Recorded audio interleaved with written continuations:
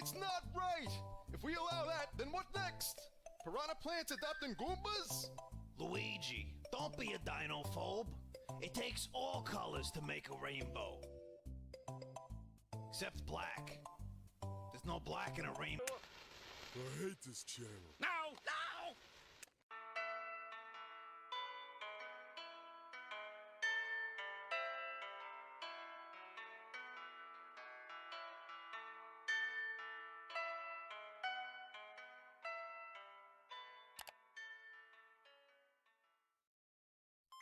Mario is the most popular icon in gaming history. When you were 10 years old, if your parents asked you if you wanted a Mario for Christmas, you would say yes, because you, along with everyone around you, knew exactly what they were talking about. Nintendo has been making Mario games for over 30 years at this point, always holding the spotlight, always the flagship title, and always the main man. Very few people on planet Earth have lived their lives without having at least seen or even heard of the Italian plumber with the red hat and the blue overalls, but why? Why is he so popular? Do we even know anything about him? Who is Mario?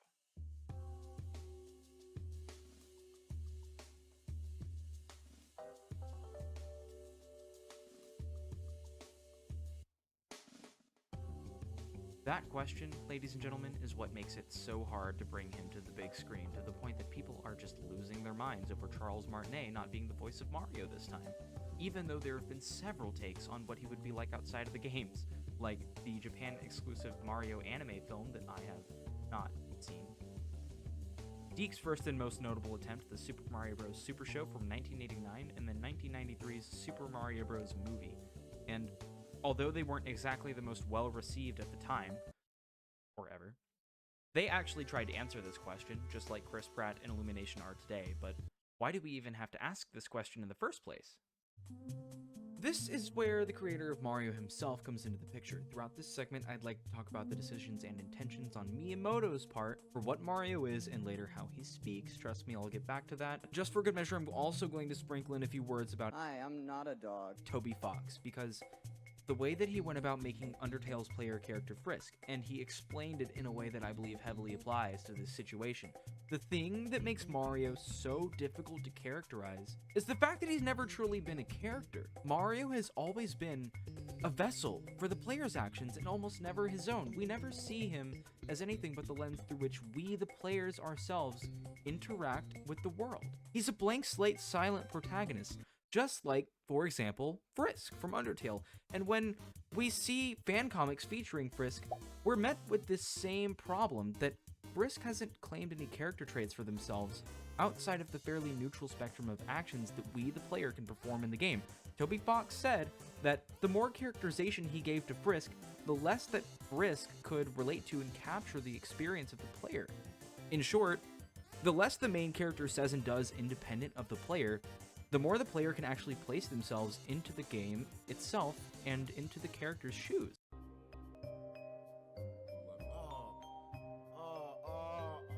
You're going to do a great job, okay? All about the tears.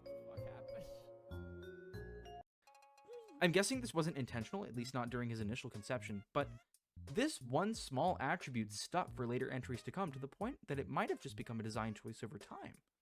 This singular and seemingly minuscule quality in a simple platformer game that almost anyone could pick up at the time, by the way, is what really hits the nail on the head for what makes Mario such an accessible character to wide audiences. Whenever you play a Mario game, you're no longer playing as the Italian plumber that runs and jumps and stomps on everything. You are the Italian plumbing pseudo-gymnast that is Mario. Mario doesn't defeat Bowser and save the Mushroom Kingdom. We do. Mario is just the vessel, the vehicle, metaphorically, that we Please don't think that I'm part of that one cult that does all. Okay, it's probably best that I just move on. In this same breath, whenever you finish Undertale, if you finish Undertale, by the way, I don't know who you are or what you do with your life. Me join a harem? Oh, give me a break. You don't remember Frisk as a character, but you do remember everyone else. Sans Papyrus, the dogs, Sans Grillby's, Undyne Flowey, Sans Asgore, Sans Azrael, Sans, but never us, never Frisk. Because Frisk, for all intents and purposes, is us. I'm gonna go on a quick tangent, so just bear with me. The reason that the Year of Luigi was such a big deal back then is because, unlike Mario, we actually kind of know Luigi. He's a scaredy cat. He's got family issues. He's jealous of his asshole brother sometimes. He's a bit of an introvert, but you can genuinely see and empathize with his joy and relief when he reunites with his brother at the end of Luigi's Mansion. Luigi is human. He might be a little two-dimensional sometimes, depending on which game he shows up in and how the writers are feeling on some odd day, but he's been way more fleshed out than his brother. We actually get to see his diary, and the fact that he even has a diary in Paper Mario, by the way, this is in Paper Mario. The fact that he even has a diary in the first place just helps me drive this point home even further. He built a secret basement under his and Mario's house. He also lives with Mario, by the way. Just thought I'd let you guys know. Which is where said diary is located. Mario ain't got nothing on Luigi's depth of character, is all I'm saying.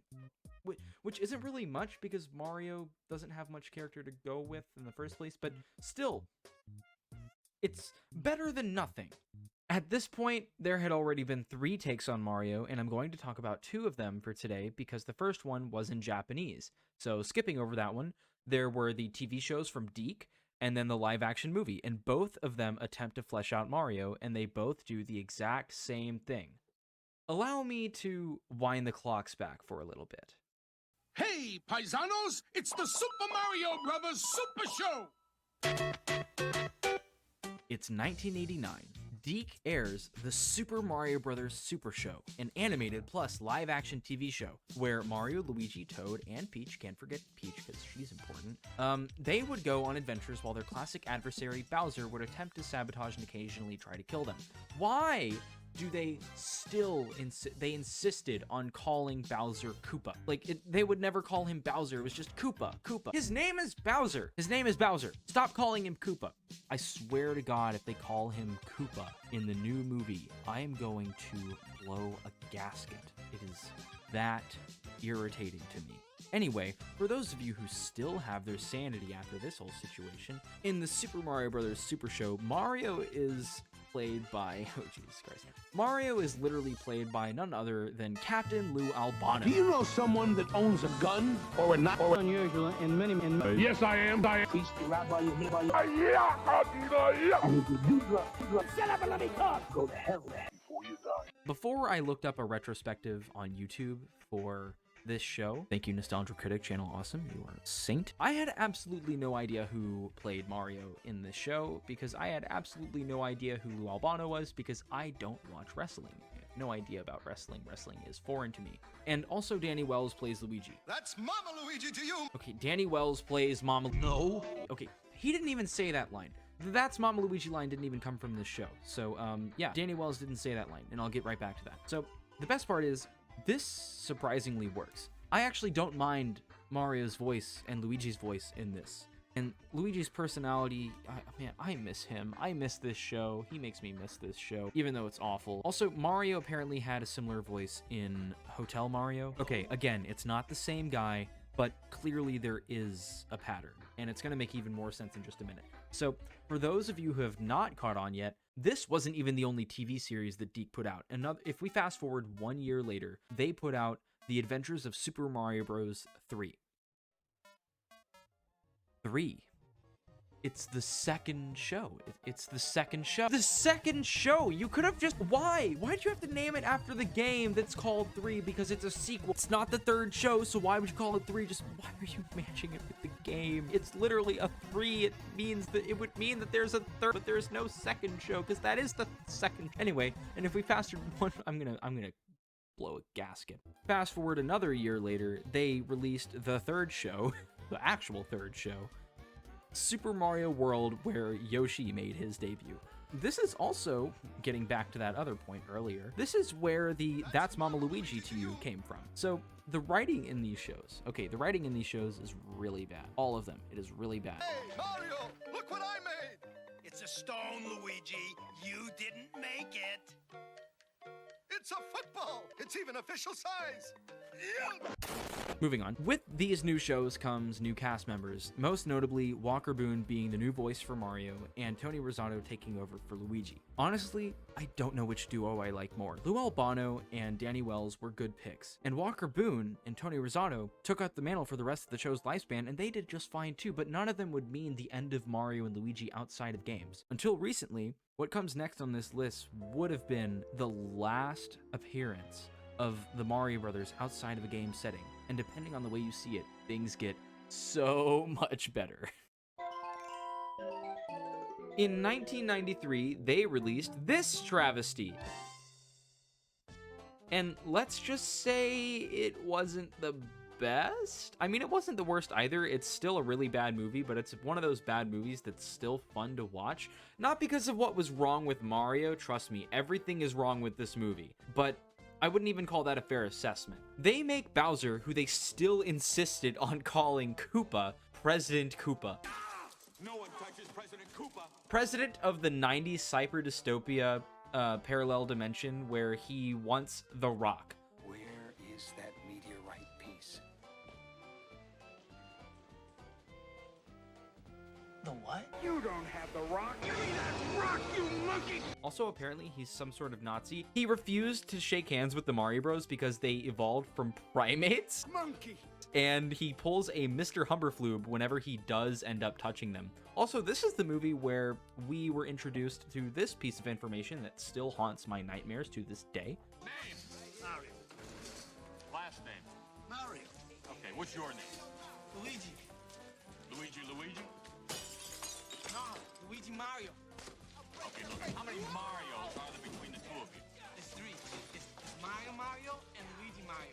At the very end, they try to tease one of those never going to happen types of sequels, and honestly, I would have watched it because this movie was pretty fun to watch, simply because of how bad this movie is and how good at being bad it is, to the point that it's still entertaining. You know what I mean? Like, there are lots of movies that are just bad and you don't want to watch them because they're just annoying and boring, but this movie is, like, entertaining regardless, even though it's just awful and doesn't make sense at all. They tried to give off, like, the sci-fi realism approach because that was the whole modern thing in the 90s. It actually kind of worked out. They went all out with the world building, and I have to give them credit where credit's due. This movie just looks nice, even though it's, like, really bad. It just looks cool. And they didn't really have much source material to go off of because I doubt that anyone would want to watch Mario stomping on Goombas on 1-1. They actually tried. Until they didn't. Apparently, Bob Hoskins and John Leguizamo were hitting the sauce a little too much during production, and this was due to a lack of creative freedom, which for actors is a cause in a decrease of chemical happiness. So, to compensate for that, Bob Hoskins almost died twice on set, as safety was kind of just like left to sit in the car until dinner was over. Another thing that Bob Hoskins did when he was on set is he gave Mario a Brooklyn accent. I know, amazing segue.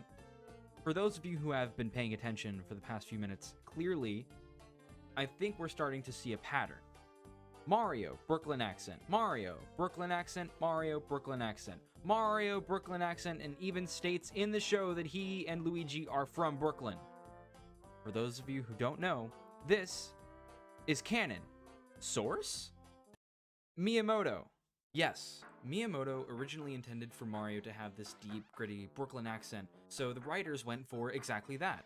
For everything until Super Mario 64. The only reason that people think that Mario has this canonically Italian accent from Italy instead of the New York one is because of what happened after the show's time. Charles Martinet gets hired to do the first ever Mario voice inside of a game with Super Mario 64, and he was originally going to do that same deep Brooklyn accent. Italian plumber from Brooklyn. You'll be talking to kids all day.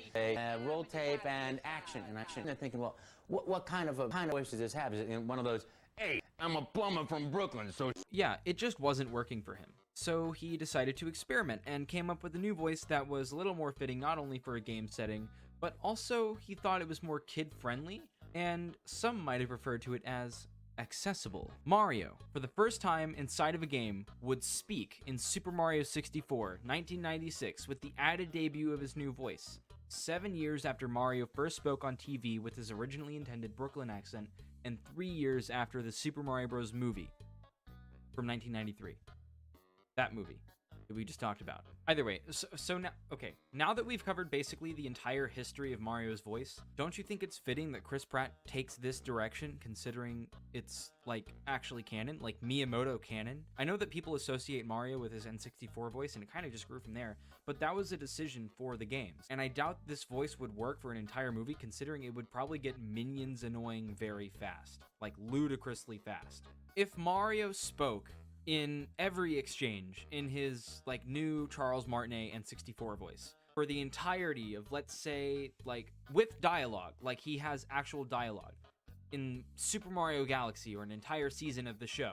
No offense to Charles Martinet, but I would check myself into a mental hospital for fear of harming anyone or possibly myself after having witnessed what I did, and make sure that I am, like, as far away from home as possible so that when I escape, I don't find anyone that I know.